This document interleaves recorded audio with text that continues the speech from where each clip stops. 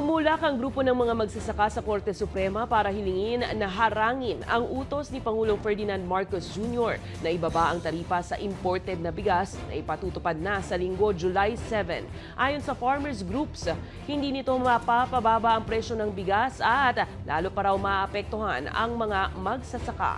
May balitang A to Z si Ace Cruz. Dumulog sa Korte Suprema ang iba't ibang grupo na magsasaka para hilingin na maglabas ng Temporary Restraining Order o TRO laban sa Executive Order No. 62 ni Pangulong Ferdinand Marcos Jr. na nagbababa sa taripa sa imported na bigas sa 15% mula sa 35%. Ayon sa grupong Sinag, iligal ang EO dahil hindi umano ito dumaan sa konsultasyon. Anila, kung may papatupad ito, aasa na lang ang bansa sa pag-angkat ng bigas. This is a total sell-out na sa ating mga magsasaka. 'Di ba? Parang ibinigay mo na yung buong pagkain natin, iniasa mo na sa mga imported. Mali yun. Ng ating estado, kailangan pong tsakin na magkakaroon tayo ng yung independent and self-reliant economy. Clearly, EO62 will make us more dependent, especially on rice imports. Tanong nila sa gobyerno, paano naman ang mga magsasaka sa bansa? Ano ang plano ng NEDA for the next 5 years, for the next 10 years? Ano ang blueprint nyo? Ang default solution nila ay mag-import.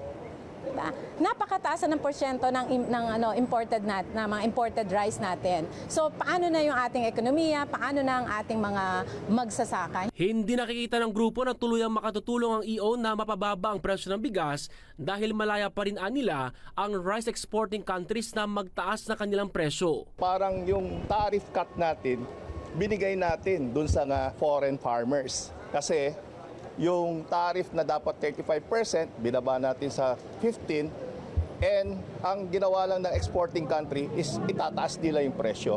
Na in which, ang nawala is yung mga farmers natin dito sa ating bansa. Ngayon, naglalaro pa rin sa 52 hanggang lagpas 60 pesos ang presyo ng bawat kilo ng bigas sa ilang pamilihan. Sa hanin naman ng ilang magsasaka, gaya ni Tatay Leonardo, kung hindi maharang ng Korte Suprema ang EO, baka mapilitan siyang itigil na ang pagtatanim ng bigas. Baka magtanim na lang kami ng gulay para baka sakali mas mura yung mga magagamit sa gulay kaysa sa palay. Wala, hindi ka makaahon. Siyempre pag susunod na kung naman, sakaan na naman, mangungutang ka na naman. Madadagdagan na naman yung hindi mo nabayaran na utang. Pero para sa Department of Agriculture, may negatibong implikasyon sakaling maglabas ng TRO ang Korte Suprema. Kung magkaroon ng delay sa importation, it will also cause impact doon sa ating national stock inventory. Madidelay din yung possible na pagbaba, inaasahang pagbaba ng presyo ng bigas. Gayunman, nakahandaan niyang kagawaran sa anumang kalalabasan ng petisyon lalo't sa monitoring nila ay pababa ang presyo ng bigas sa world market. Para sa Balitang A to Z, Ace Cruz.